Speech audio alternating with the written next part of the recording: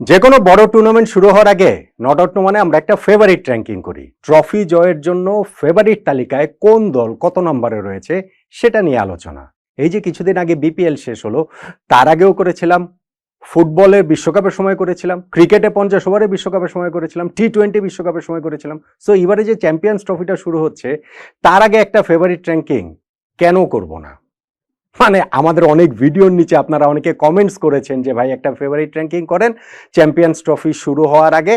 সেই র্যাঙ্কিংটা করছি, তবে এই যে 8টা দল এইবারের চ্যাম্পিয়ন্স ট্রফিতে অংশ নিচ্ছে 2টা গ্রুপে ভাগ হয়ে, র্যাঙ্কিং করাটা কিন্তু টাফ, খুবই টাফ। আমাদের ক্যাপ্টেন নাজমুল হোসেন শান্ত যেমনটা বলে গিয়েছেন যে 8টা দলই চ্যাম্পিয়ন হওয়াটা ডিজার্ভ করে, এইটা হয়তো বা একটু ওভার স্টেটমেন্ট, কিন্তু সত্যিকার অর্থে এখান থেকে 1 2 3 4 5 6 7 8 বেছে নেওয়াটা ভীষণ রকম কঠিন। আমি তাই এইখানে একটা ওয়াইল্ড একটা প্রেডিকশনের পথে হেঁটেছি। এমন প্রেডিকশন যেটা ইনফ্যাক্ট আমি আগে কখনো ওইভাবে করিনি। এটা হয় ছক্কা নয় মক্কা, হয় অনেকখানি মিলে যাবে, অথবা এমন হতে পারে যে কিছুই মিলবে না।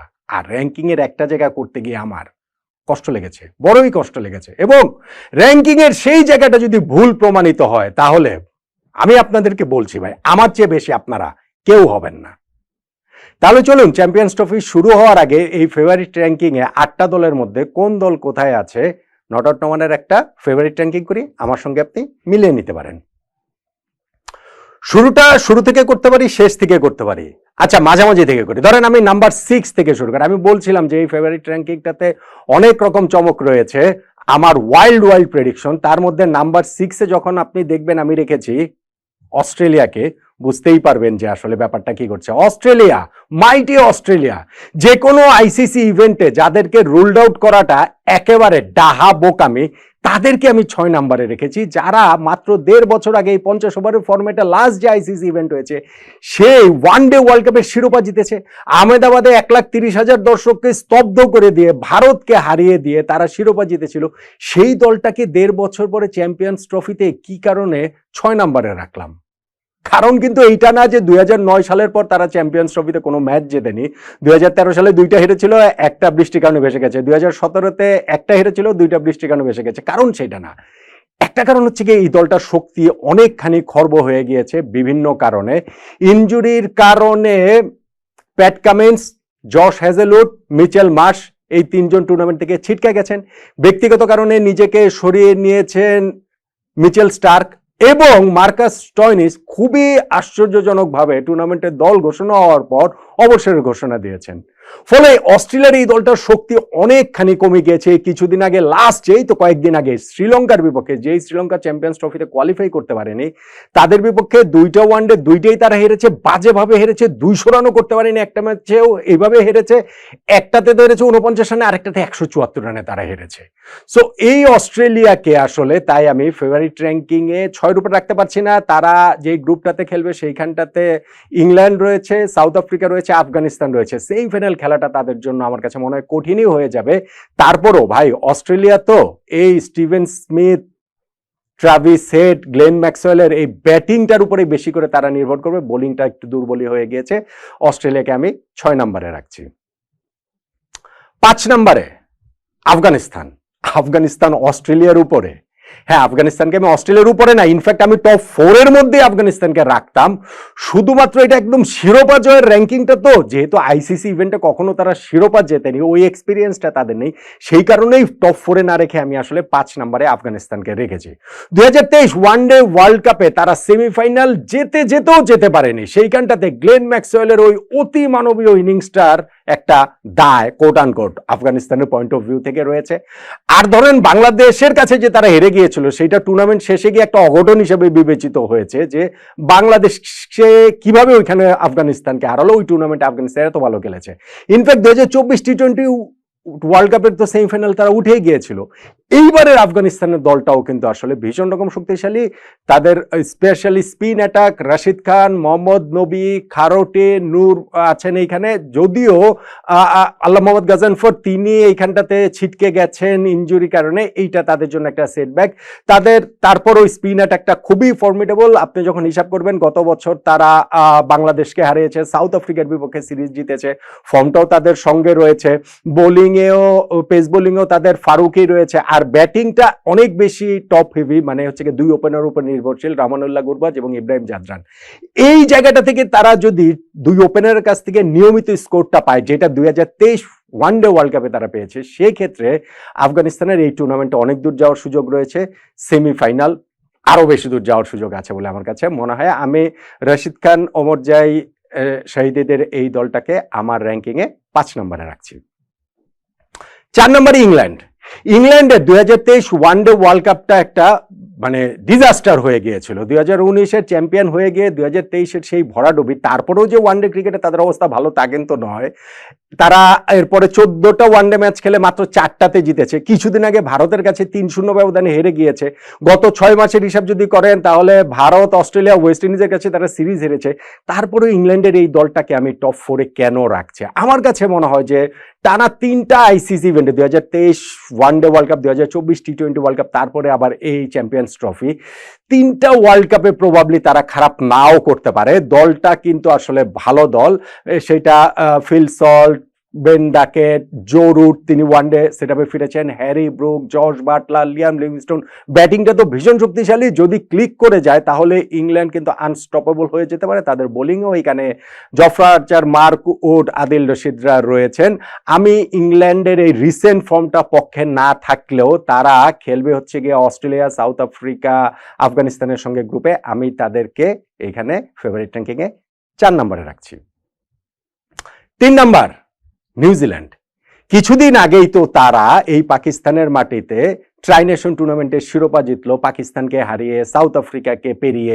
সো এই নিউজিল্যান্ডের আরেকটা জিনিস তাদের পক্ষে রয়েছে, 2019 সালের পর থেকে যদি ধরেন তাহলে পাকিস্তানের মাটিতে সবচেয়ে বেশি ভিজিটিং টিম হিসাবে ওয়ানডে খেলার এক্সপিরিয়েন্স তাদের রয়েছে এবং তাদের টিমটা খুবই একটা কম্প্যাক্ট টিম। আপনি ব্যাটিংয়ে 8 নাম্বার পর্যন্ত ব্যাটসম্যান আছে সেটা বলতে পারেন। বোলিং অপশনও আপনি এখানটাতে 7-8 জন বোলিং অপশন আছেন, যদি আপনি ড্যারেল মিচেল, রবীন্দ্র জাদেজা তাদেরকে কনসিডারেশনে রাখেন। তাদের এখানটাতে ব্যাটিংয়ে তো Kane Williamson, Daryl Mitchell, Devon Conway, খুব ভালো ফর্মে থাকা কিছু ব্যাটসম্যান তাদের এই জায়গাটাতে রয়েছে। শুধুমাত্র পেস বোলিং এর একটা কিছুটা ঘাটতি আছে বলে আমার কাছে মনে হয়। আর লকি ফার্গুসন টুর্নামেন্ট শুরু হওয়ার ঠিক আগে ছিটকে গেছেন, সেই কারণে এই ঘাটতির জায়গাটা আরেকটু বাড়বে। তারপরেও এই নিউজিল্যান্ড টিমটার অনেক দূর যাওয়ার সামর্থ্য রয়েছে। আমি বললামই যে তারা যদি হচ্ছে গিয়ে প্রথম চ্যালেঞ্জ সেমিফাইনালে যাওয়া, ইন্ডিয়া, পাকিস্তান, বাংলাদেশের সঙ্গে গ্রুপে, যদি তারা সেমিফাইনালে যেতে পারে তাহলে তারা শিরোপা জয়েরও স্বপ্ন দেখতে পারে। আমি নিউজিল্যান্ডকে 3 নম্বরে রাখছি। 2 নম্বরে পাকিস্তান। অনেকেই মানবেন না, পাকিস্তান এই যে ট্রাই নেশনের 2টা ম্যাচ নিউজিল্যান্ডের কাছে হেরে গেছে, ফাইনালেও নিউজিল্যান্ডের কাছে তারা হেরেছে, তারা কিভাবে 2 নম্বরে থাকে? তারা 2 নম্বরে থাকে কারণ হচ্ছে কি, একটা কারণ ঘরের মাটিতে তারা খেলবে। আফগানিস্তানের ক্ষেত্রে যেটা বলতে ভুলে গেছিলাম যে পাকিস্তানের কন্ডিশনটাও তাদের জন্য অনেক পরিচিত, আর পাকিস্তান তো নিজেদের কন্ডিশনে, যদি না সেমিফাইনাল ফাইনালের ওইখানে যদি ইন্ডিয়ার সঙ্গে খেলতে হয় সেক্ষেত্রে হচ্ছে গিয়ে দুবাইতে গিয়ে খেলবে। কিন্তু তারপরেও নিজেদের এই কন্ডিশনে পাকিস্তান এই ট্রাই নেশনে হেরে গেলেও নিউজিল্যান্ডের কাছে 2টো ম্যাচ, আমার কাছে মনে হয় তাদের আসলে অনেক দূর যাওয়ার সামর্থ্য রয়েছে। গত বছরটাও তারা ওয়ানডে ক্রিকেটে 3টা সিরিজ জিতেছিল এবং সেই জায়গাটাতে সাইম আইয়ুবের একটা খুবই গুরুত্বপূর্ণ রোল ছিল। ইনজুরির কারণে তার ছিটকে যাওয়াটা পাকিস্তানের জন্য একটা নিঃসন্দেহে সেটব্যাক। বাবর আজমকে তারা ব্যাটিং অর্ডারে এখন আবার ওপেনার ভূমিকায় নামিয়েছে। মোহাম্মদ রিজওয়ানের ফর্মটা ভালো, ফকর জামান এইখানটাতে রয়েছেন, সালমা আগা রয়েছেন। পাকিস্তানের মিডল অর্ডারটাতে কিছুটা ঘাটতি আছে বলে আমার কাছে মনে হয়, লোয়ার মিডল অর্ডারের ওই জায়গাটাতেও বলতে পারেন। আর তাদের বোলিং এর ক্ষেত্রে সারপ্রাইজিংলি এইখানটাতে একটা নন সারপ্রাইজিংলি তাদের পেস বোলিং খুব ভালো, শাহিন শাহ আফ্রিদি, নাসিম শাহ, হারিস রফরা রয়েছেন। আর সারপ্রাইজিংলি তাদের স্পিন এটা খুবই দুর্বল। ইনফ্যাক্ট শুধুমাত্র একজন স্পেশালিস্ট স্পিনার তাদের এই 15 মেম্বার স্কোয়াডে রয়েছেন, লেগ স্পিনার আবরার। সো স্পিনটা তাদের কিছুটা দুর্বল। আর বিপিএল পারফরমেন্স দিয়ে ফাহিম আশরাফ, খুশদিল সাদের তারা চ্যাম্পিয়ন্স ট্রফি স্কোয়াডে নিয়েছে, এখন পর্যন্ত ট্রাই নেশনে কিন্তু আমরা সেটার প্রতিফলন দেখতে পাইনি। সো পাকিস্তানের তারপরও আমার কাছে মনে হয় মোহাম্মদ রিজওয়ানের এই দলটি নিজেদের মাটিতে তারা একটা ফাইট দিবে। 2017 সালে যে চ্যাম্পিয়ন্স ট্রফি লাস্ট হয়েছিল সেখানে তারা ফাইনালে ইন্ডিয়াকে হারিয়েছিল, শিরোপা জিতেছিল। এইবারও শিরোপার জন্য তারা একটা মরণ কামড় দেবে বলে আমার কাছে মনে হয়। পাকিস্তানকে 2 নম্বরে রাখছি। 1 নম্বরে বুঝতেই পারছেন ভারত। ভারত ছাড়া আসলে এখানে অন্য কাউকে এক নম্বরে রাখার কোনো সুযোগ আমি দেখতে পাচ্ছি না। হ্যাঁ, আপনি যদি 2023 ওয়ার্ল্ড কাপের হিসাব ধরেন, তাহলে 2023-এর ওই ফাইনালে গিয়ে অস্ট্রেলিয়ার কাছে তাদের সেই হৃদয় বিদারক পরাজয়, সেই দলটার চেয়ে এই দলটার শক্তি কি বৃদ্ধি হয়েছে নাকি শক্তি ক্ষয় হয়েছে? শক্তি কিছুটা ক্ষয় হয়েছে সেটা বলতে পারি। আপনি বলতে পারেন যে রোহিত শর্মা, বিরাট কোহলিদের বয়স আরো খানিকটা বেড়েছে, যদিও তারা ইংল্যান্ডের বিপক্ষে সিরিজে রোহিতের একটা সেঞ্চুরি বিস্ফোরক রয়েছে, কোহলিও লাস্ট ম্যাচটাতে 50 করেছেন, তারপরেও তো বয়সের একটা ব্যাপার রয়েছে, কিন্তু স্টিল তাদের ব্যাটিং লাইন আপে ওইখানে শুভমান গিল, রোহিত শর্মা, বিরাট কোহলি, শ্রেয়াস আয়ার, KL রাহুল, হার্দিক পান্ডিয়া, অলরাউন্ডারও রয়েছেন কয়েকজন ওইখানে, রবীন্দ্র জাদেজা, অক্ষর প্যাটেল, স্পিনার এখানটাতে তারা পাঁচজন স্পেশালিস্ট স্পিনার এই একাদশে স্কোয়াডটাতে ইনফ্যাক্ট তারা রেখেছে। স্পেশালিস্ট বলতে হচ্ছে গিয়ে স্পিনিং অলরাউন্ডার, মূলত হচ্ছে কি স্পিনার সেরকম যদি ধরি। সো দুবাইয়ের কন্ডিশনটা তাদের ওইখানটাতে ফেভার করবে। একটা খামতির জায়গা বড় যেটা, সেটা হচ্ছে গিয়ে জাসপ্রীত বুমরাহ না থাকা। ইনজুরির কারণে জাসপ্রীত বুমরাহ ছিটকে যাওয়াতে ভারতের শক্তি কিছুটা না অনেকটাই ক্ষয় হয়েছে। বুমরাহ থাকলে ভারত আরো ওভারওয়েলমিং ফেভারিট হতো। বুমরাহ নেই এখন, স্বামীও কতটা তিনি তার ওই ছন্দে ফিরতে পারবেন, দীর্ঘ ইনজুরি কাটিয়ে মাত্রই ফিরেছেন, সেটাও একটা দেখার বিষয়। পেস বোলিং এর এই মেকআপটা তারা স্পিনার দিয়ে করতে চাইবে, দুবাইয়ের উইকেট কন্ডিশন কাজে লাগে। আমার কাছে আসলে মনে হচ্ছে যে 2023 ওয়ানডে ওয়ার্ল্ড কাপের শিরোপা তারা জিততে পারেনি, কিন্তু চ্যাম্পিয়ন্স ট্রফি শুরু হওয়ার আগে এইটার শিরোপা জয়ে 1 নম্বর ফেভারিট আমার কাছে ভারত। বাকি রইল দুইটা দল, 7 এবং 8। 7 নম্বরে সাউথ আফ্রিকা। সাউথ আফ্রিকার দলটা কিন্তু কাগজে কলমে ভালো দল, বেশ ভালো দল। তাদের টেম্বা বাবুমা, মানে এখানটাতে হচ্ছে গিয়ে তাদের কি বলা চলে যে কাগিসো রাবাদা, কেশব মহারাজ, তাবারে শামশ্রী, বেশ ভালো কিন্তু তাদের এই টিমটা, সাউথ আফ্রিকার দলটা রয়েছে। কিন্তু গত 6টা হ্যান্ডি ক্লাসের কথা বলতে ভুলেই গিয়েছিলাম ভাই, ওয়ার্ল্ডের ওয়ান অফ দ্য বেস্ট এখন হচ্ছে গিয়ে white ball cricketer, batsman. So তারা সর্বশেষ 6টা ওয়ানডে ম্যাচ হেরেছে, কিন্তু এইখানটাতে তাদের ওই যে সাউথ আফ্রিকান লিগ খেলা, অন্যান্য ফরম্যাটকে প্রায়োরিটাইজ করা, ওইসব বিষয়গুলোর এইখানটাতে অবদান রয়েছে।